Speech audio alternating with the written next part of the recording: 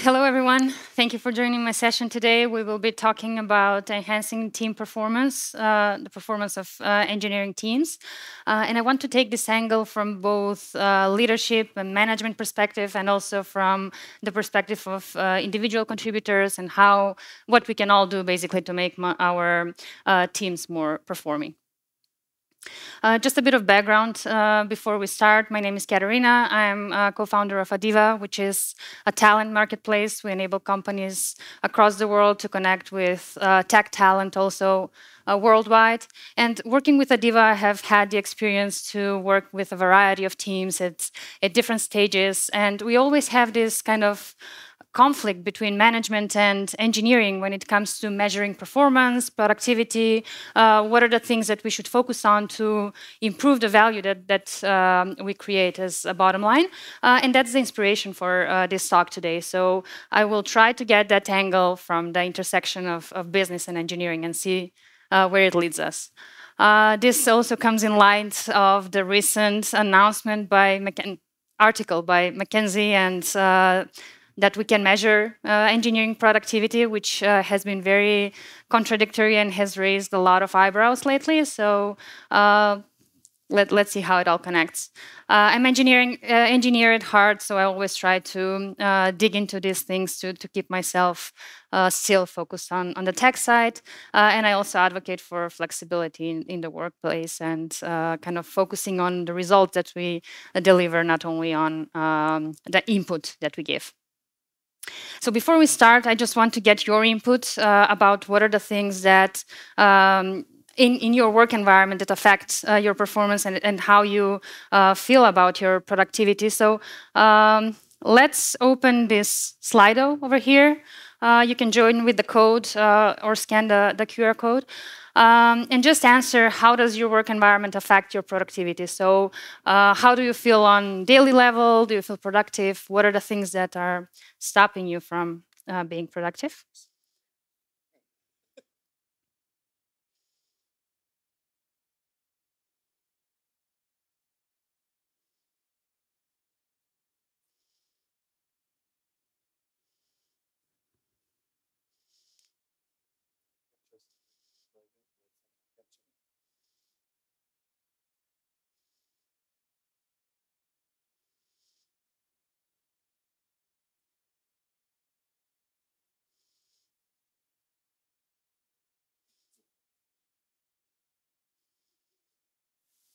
Okay, so most of you feel productive most of the days. Only 10% feel productive every day. Kudos to you and your organizations. A lot of context switching, 39%. This is something that I have heard a lot from most of the people that I discussed with on this topic, and we'll dig a bit more into that later. There is no one who doesn't feel productive at all and is constantly distracted, and 3% feel like they're working on micro tasks and not aware of the bigger impact they're doing. Okay, and let's go into another poll, which is what impacts your performance. So just think about what are the things that you do on a daily basis and what are the things that impact your performance negatively or positively.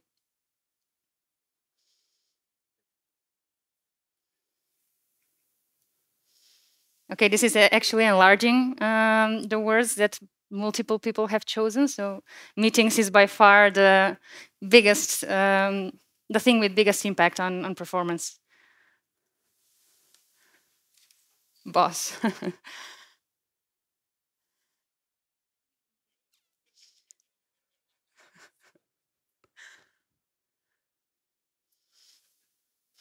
Okay, a lot of things about work setup as well, which we can talk a bit later, like my chair, monitors, things that basically contribute to the context switching and not feeling comfortable at work. Meetings, calls, meeting length, those are all related.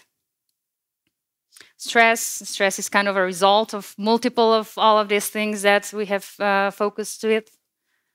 Free beer, I guess this is affecting the performance positively.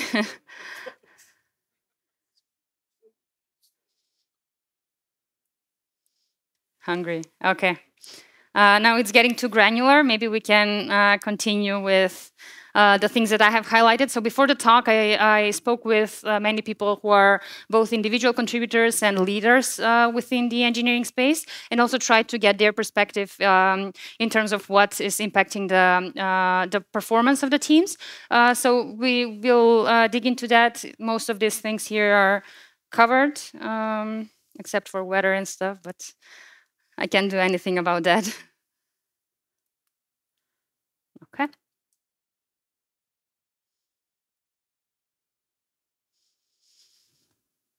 So what impacts team performance?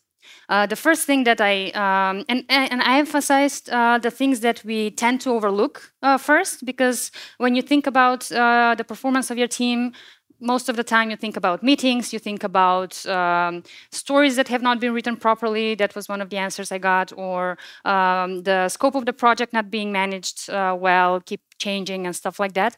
But you don't step back and think about the bigger issues that the organization is set up is causing on the team, the lack of big picture, the lack of vision that is not conveyed, the vision that is not conveyed to the team so that everyone knows what they're working on.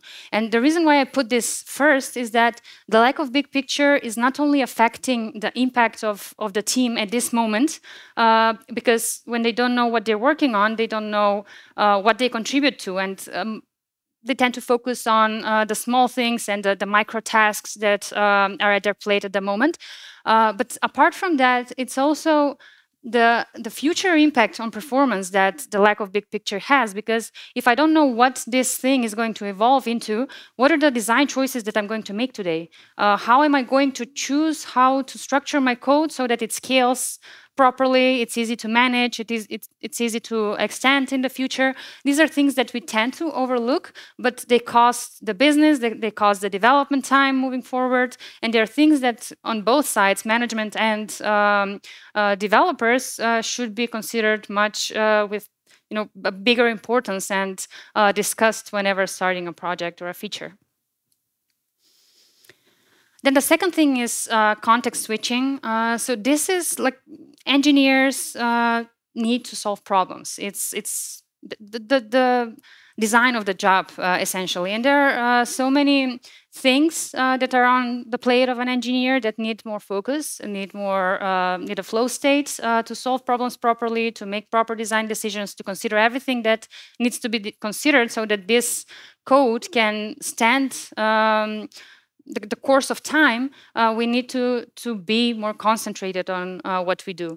And that flow state keeps getting interrupted by meetings, by Slack messages, especially now in the remote environment where companies are not adapted very well to the remote environment. We tend to have more Zoom meetings, we tend to have more Slack messages. People connect that to remote and think that remote is not productive, when in essence we don't have proper setup within the companies to collaborate in a distributed setting. And with the context switching, it's not only about the time that I will spend on a meeting, it's also about and the time that I won't spend on something else, but it's also about the toll it takes on how to go back to the thing that actually matters now after this meeting, or after the multiple meetings that left me with, I don't know, 3 chunks of half an hour this day. Apart from this, I saw the chairs and the monitors and the small things like that. They're not as small as we might think, because things like, I don't know, slow build or uncomfortable chair, or things that are kind of pulling you away from this flow state are causing you to switch context, are causing you to browse something else to keep yourself entertained. And this is also taking from the time that you can dedicate to something meaningful that you're doing.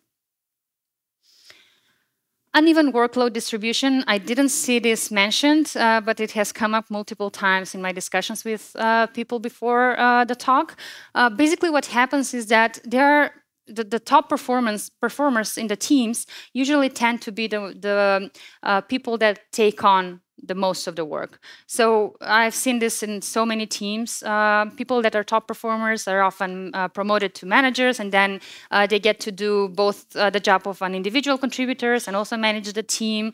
And it's causing people to burn out, and it's reducing the morale in the team. And it's also affecting the performance of the whole team because there are multiple people that are not doing enough, while there are just a couple of people that take the burden for everyone. So over time, it will cause frustrations. It will cause lack of performance in the whole team.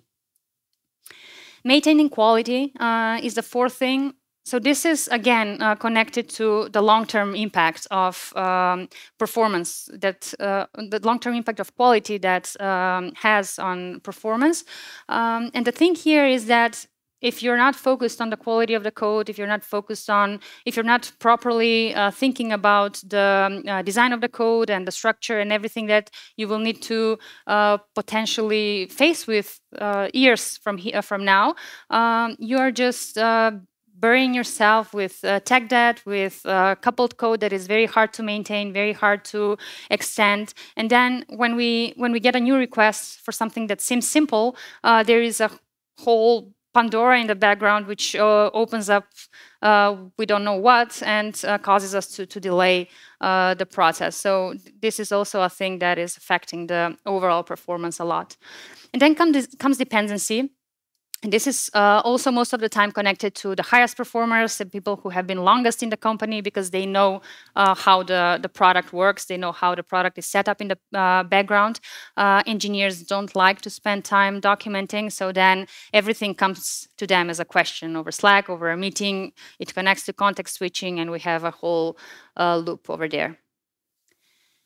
And in addition to this, we have shifting project requirements, accurate planning, unnecessary meetings, we mentioned them multiple times, bad communication, quality of tickets on a more micro level, micromanagement, asking for help, speaking up. People are often in teams that don't have enough trust, are often reluctant to ask for help, so they spend a lot of time trying to figure things out on their own, and then at the end still have to ask for help, but much later in the process.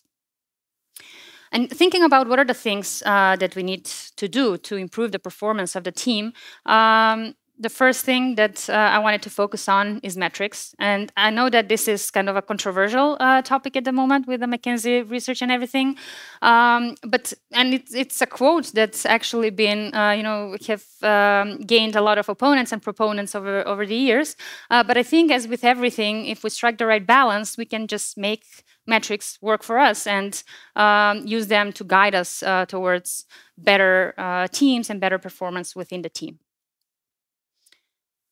So how to measure team performance? Just the words of caution to start with. So metrics are double-edged sword. If we don't use them right, they would overwhelm the team.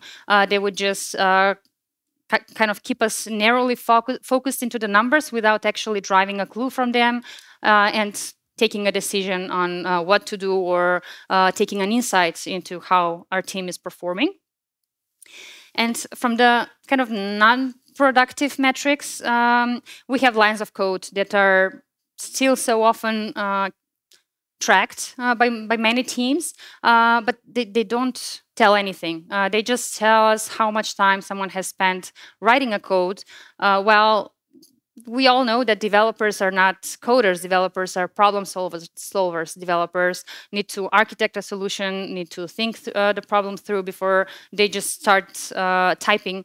And measuring lines of code first might cause developers to just write longer code, which potentially doesn't make sense, and also encourage them to actually discourage them from refactoring bad code, just because that would mean removing unnecessary lines of code, and we are against that. We are only looking for a positive number here. The second one is bug count. And this one is very interesting because we can see it kind of two ways. First, we see bug count on the QA side as something to strive for. Like a larger number of bugs means that the QA engineer is good, they do the job well, they are able to test with edge cases, catch bugs more often. Kudos to them.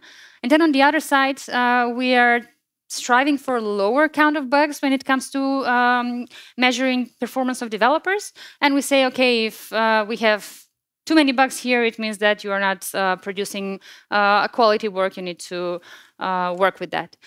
And interestingly, these two can often come together in a setting, and this just causes a conflict between QA and developers because it's a blame game. So who is responsible for the bug? What happens at this stage? It causes no productivity at all.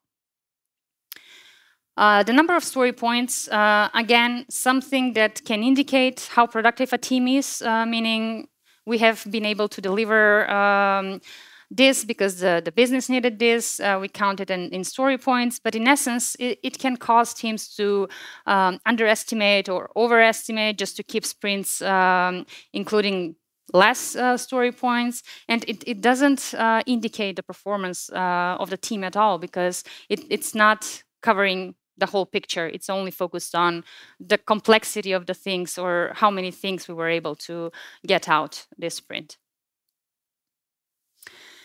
And one thing to be very mindful of before we dig into the measures and see what we can incorporate within our teams is that whenever a measure becomes a target, it just stops being a good measure. And the thing here is that a lot of times people just game the system. So as we mentioned with the lines of code or the bugs and everything, if you measure lines of code, people will start producing more code.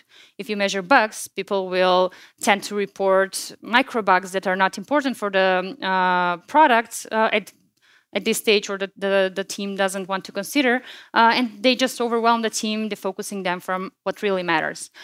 So going into that direction of treating measures as targets is where the thing has gone bad, in my opinion, and why we are, especially as engineers, so opposed to measuring in engineering teams. So the thing to remember is that metrics are a tool, they're not our goal. So it's not something to strive for, but it's something to use to guide us to become better at what we do. To that note, I wanted to separate metrics into two. So the first one is qualitative metrics. And these are the ones that can tell us a lot about the team, how they perform, what are the things that they focus on, and help us to improve the organization as a whole and what we prioritize and how we organize work. The first one is performance evaluation. So to be able to do a good performance evaluation and see how good people are performing in the team. Do we have people that are more higher delivering versus low delivers? We need to have kind of success profiles for every role.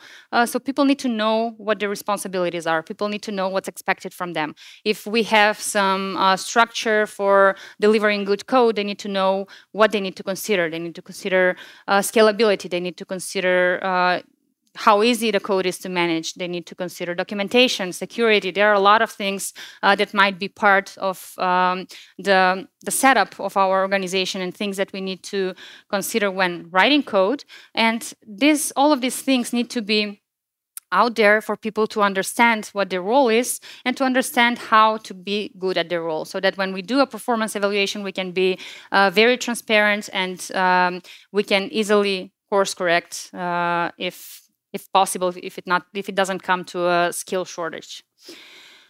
The second one is percentage of strategic versus tactical work, or this could be. This would also mean like percentage of feature versus non-feature work. So when it comes to the business priority, when it priorities, when it comes to creating value for the customers. That's the tactical work, the strategic work, things that we want to do more of. And on the other side, we have change requests, we have bugs, we have things that are not planned and just come to us, and we need to work on them, and we need to prioritize them. So by evaluating how much time the team spends between these two, and striving to get more of the strategic work or the feature work done, we are able to optimize the team, to optimize the work that they do, so that, or the work that we do in the team, so that we can perform much higher. How to evaluate this? You could use the project management system of choice, Jira, whatever you use, to just analyze what are the things that the team spends most of the time of. If you're doing sprints, what are what has been the biggest parts of the sprint that the team has delivered. And based on this data, this insight, just understand how the team spends the time, discuss with them, and see how to improve.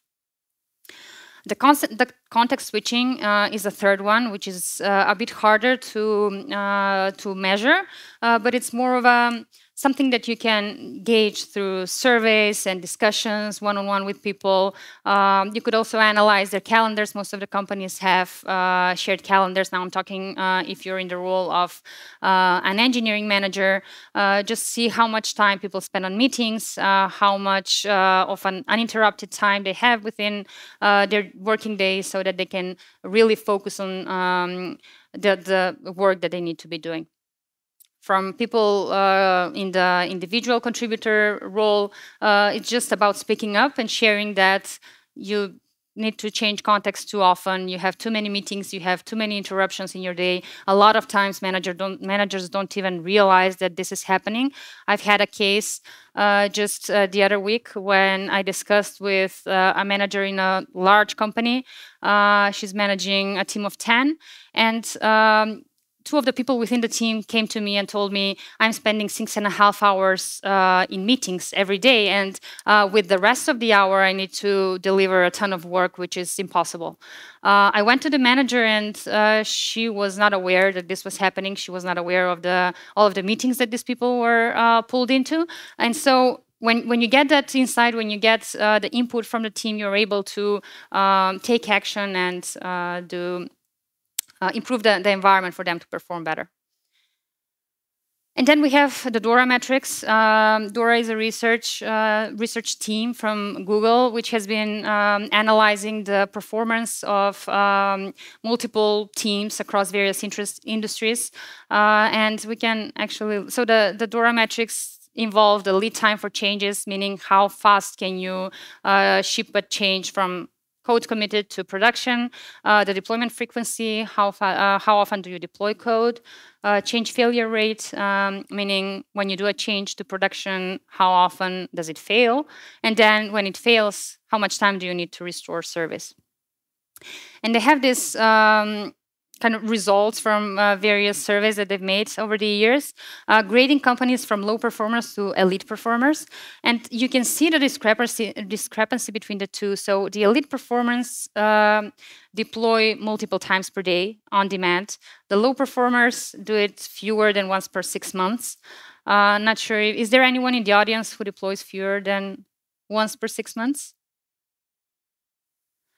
Okay, I thought this is impossible as well, but that company that I just mentioned, they do that, and they do code freezes, so everything stops for weeks until code gets to production, gets tested, and then the teams continue to work on new features.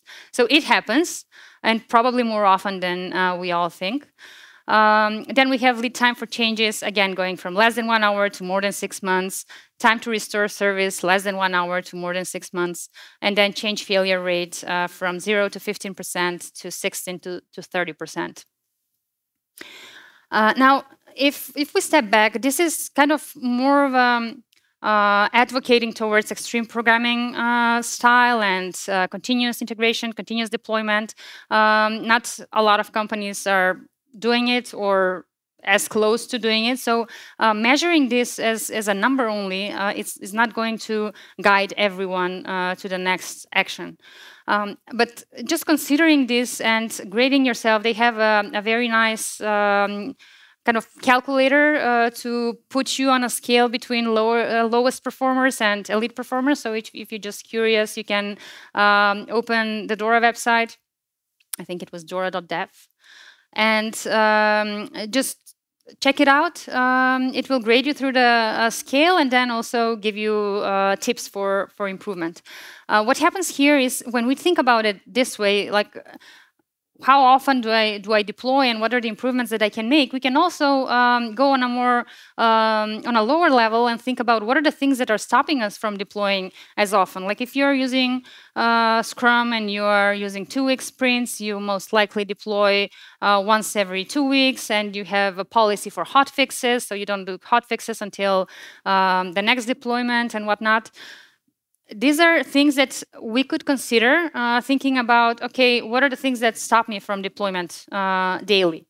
Because maybe I have a dependency on QA for testing everything that the developers write. What if I switch this and give more quality focus to my developers so that the developers start thinking about the quality of the code they produce, and we just avoid having the back and forth between development and QA, and not as many tickets are reopened so I can move the code to production sooner.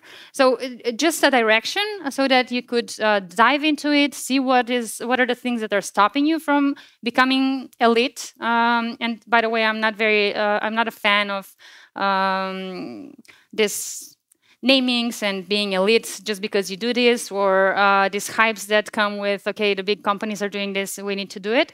It's just a framework that you need to evaluate and see how it works for you, and a guide of what are the things I can do to improve the delivery performance within my team.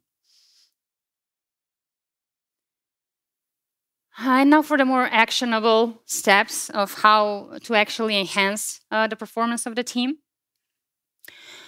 First, I want to focus on creating an environment that empowers individuals. So whenever we talk about metrics, whenever we talk about just measuring or improving performance in general, again, we have these two opposing sides, business and engineering. And it's kind of like we are always on a different side. Even though we all work for the same goal, we all work in the same team, people tend to take opposing sides. And this is because the ones want to measure everything to the tiniest detail and think that this would give them insights into why we're not getting more customers, or why our customers are using a competitor service or whatever. And then on the other side, we have people who just want to get into the flow state, but can't, because now they need to enter all of these numbers within different softwares to enable management to measure better. And we need to strike a better balance if we want to have a company or a team that performs well and is creating value for the customers. And when we start with this, the most important thing is to create an environment of trust, an environment where we can be transparent and where the engineers understand what is the value of these metrics, what are we using them for, and what we are trying to improve. And even have the metrics come from the engineering team, because they are aware of what is not happening well within the team and what are the things that need to be improved or need to be measured to help us course correct or improve as we move forward. So the first step in creating this environment would be to keep transparent communication and to paint the big picture. We said at the beginning, people don't know the big picture very often, and people tend to spend too much time in microtasks, things explained in the tiniest detail. We had a great talk that Ryan gave earlier today. If you watched it, that is an excellent example of how to do this. Involve people. If you're a manager, involve them in the process early on. Take ideas, discuss the big picture with them. At least document the big picture when you're writing the story so that people know what they're working on. If you're an individual contributor and you feel like you're lacking the bigger picture and you don't know what you're working on, just speak up and ask your managers or your BA, your product owner, to to just provide this for you so that you can have a better context of what you're working on. First, for the sense of impact that you're doing on the customer, but also for planning the future resources and future needs of the team and the structure of the code that you're working on. Because spending too little time upfront on something might cause the team to spend much more time refactoring and solving problems and fixing bugs later on. And it's very important to consider all of that at the beginning. The second thing is to focus on output, not on input. And the issue with this metrics and the metrics framework that came out recently by McKinsey is that they were focused on measuring the inputs. And inputs are lines of code. Input are number of bugs found. Input are things that can easily be measured, but that don't give out the actual impact that this individual is making on the customer and on the product. And when we focus too narrowly on measuring this, people will just game the system. They will start doing more of what they shouldn't do and essentially not create better value for the customer. When we focus on the output and the impact, that's when we can actually increase the performance of the team, because people are involved in the process. People know what they're striving to achieve. People understand the value that they have created for the customers, and they would do much more for them because they understand what their work does at the end. And when we measure the output is much harder to measure. But when we focus on how fast we can resolve problems, or when we focus on the features that we have released that are actually creating value for the customers, these are much better insight into the performance that our team has had. Then the third thing would be to invest in onboarding and documentation. Onboarding and documentation, these are things that are heavily overlooked by many companies, and the things that can have a huge ROI if you do them on time. What happens with onboarding is most of the time teams just either spend too much time onboarding new people, walking them through the products manually, maybe assigning an onboarding buddy that will be their helping hand all of the time. Onboarding buddies are great for culture and introducing the new hires to the company and everything, but they're not very productive use of anyone's time because, as we said, the flow state and contribution and everything is very important. So what we could do instead is have people document things first, and it's very hard when you need to dedicate separate time to documentation, or separate time to writing tests, or separate time to thinking about code quality or security or anything else. So these things are overlooked all of the time because people are not ready to invest additional time in this. But if we incorporate all of this into the regular practice, that can be easily done, easily and incrementally done. So documentation, if it becomes part of the ongoing process, we can easily get ahead with it. We can easily prepare an environment for people to self-onboard, for people to get access to information, to avoid this bus factor scenario, or the ownership of information that one person has. And with that, increase the performance of the whole team, because people are focused on the thing that actually contributes most to the company. And there are a ton of apps that have come out now with generative AI development and everything that actually document things for you. So it's much more easier to do than ever, much easier to do than ever, and it can really improve the performance of the whole team and reap the benefits on long term. One thing, by the way, here, I am a huge proponent of spending time during onboarding on discussing the bigger picture, discussing the vision, what you're set to do, what is your role, what is the input, not the input, the impact that you would be making on our customers, on our users within your role daily.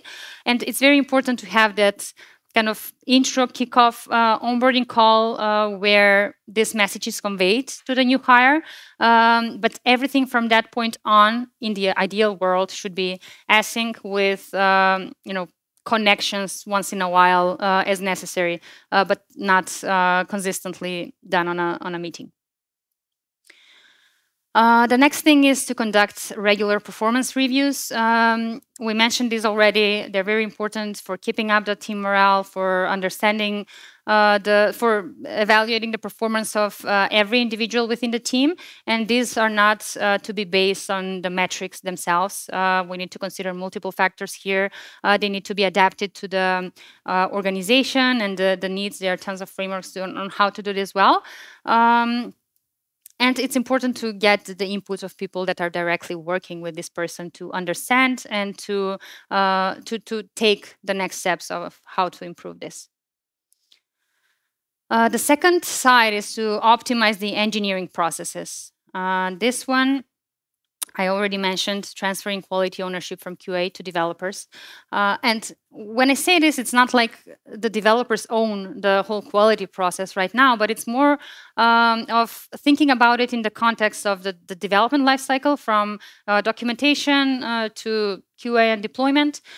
We, in the traditional setup and in the Scrum setup, we have a QA at the end of the process. So when someone finishes working, the ticket goes to code review, it goes to QA, the QA needs to spend some time testing.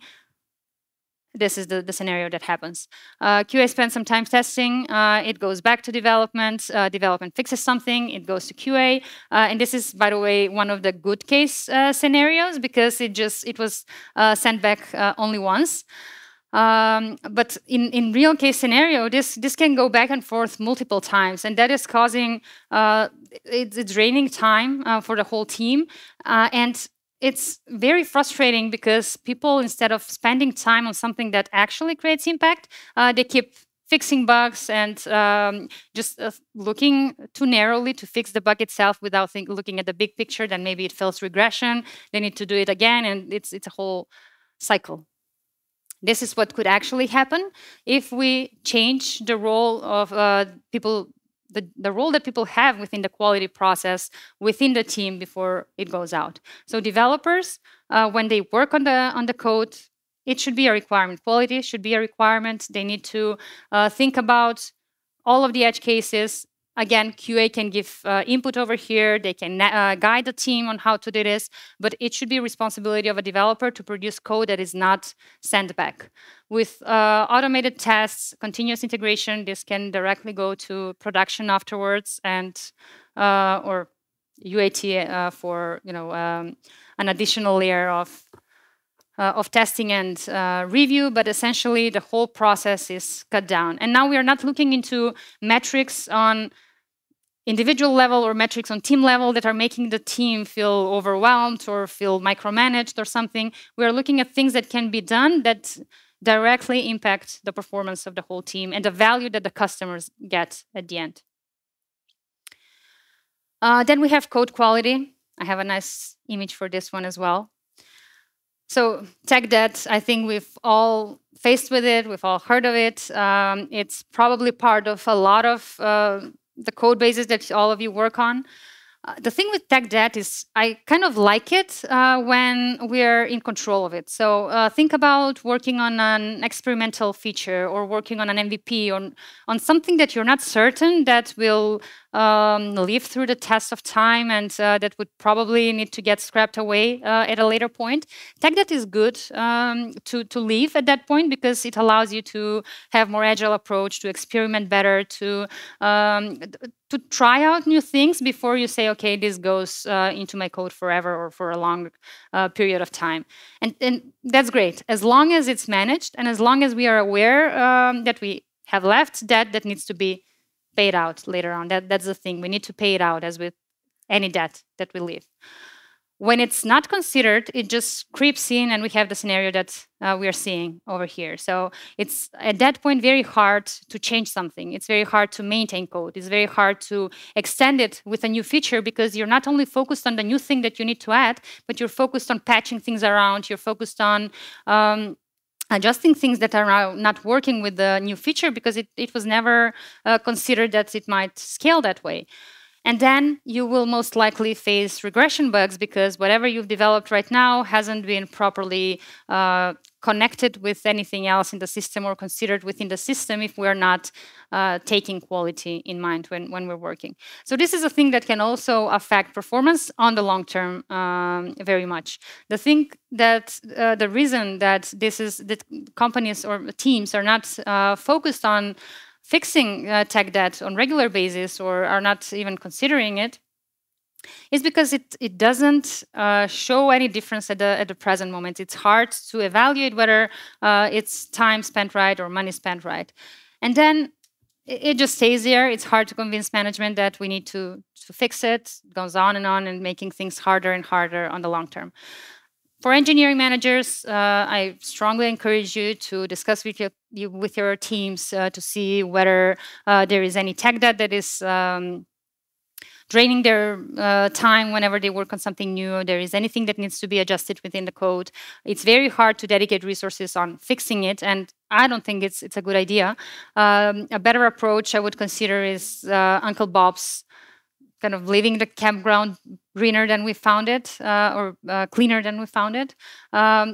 Consistently focusing on improving the code, removing old code or things that are complex, making the whole structure more complex and making it harder for people to navigate through it. And for larger things, of course, dedicate time to it, prioritize them as needed, but it needs to come with the trade-offs in mind. For individual contributors, again, speak up, discuss with your managers, and I promise you that oftentimes they're just not aware, so you can do much more than you give yourselves credit for. And this one I like a lot, and it's related. I mean, why I mentioned earlier that I don't like the hypes or the namings of elite and stuff. It's because we are kind of getting in this cult vibe that, okay, I'm an elite because I can deploy multiple times a day, or I do things the best way because I'm using these best practices or having a microservice architecture or whatever. We get blindsided by trends and hypes. We are trying to incorporate everything that's new and shiny and that is defocusing us. It's defocusing the team from doing things that actually matter and actually create impact to the customer. And this one here, I really like the example because Google's code is 95% monolith, and Google has so many teams working on it, so many teams that need to contribute at the same time. They need to have dependency separation of dependencies and everything so that multiple teams can navigate through it. And they have considered all options and chose monolith because that's the way they can manage it best. And if they chose monolith for that, why would we jump on the bandwagon of microservices just because that's the best practice? If it's a best practice for us, great, we should do it, but we should consider all of the context, all of the needs that we have as an organization before taking a decision on that. So best practice is what's best for your project. You should consider all of the options. You should consider the trends, the hypes. If they fit within your company, great, go for it. Otherwise, it just doesn't make sense. For us, for example, at the moment, AI makes a lot of sense. We are integrating it within the core product, enabling automated matching between companies and talent. It all works well. But at the past, when we have tried to incorporate things like that, we were kind of facing with this working on something that is not our core focus, and it just drains the energy of the team, putting us in a different direction that is not creating the best value for the customers. So this is what I would like to wrap up with. The highest performing engineering teams focus on the impact, not the input. So have this in mind. Again, discuss with your teams whether if you are individual contributors, just speak up. Tell your managers if they're too focused on the narrow things that go in without actually conveying the big picture or focusing on the impact that the whole team is making. And then if your managers don't get into this kind of matrix mania to just measure everything and try to use that to improve the performance and everything, you need more focus on the developer experience. You need more focus on the organization's health, the trust, the transparency, so that the whole team can work as a whole and create impact to the customers as a bottom line. Thank you.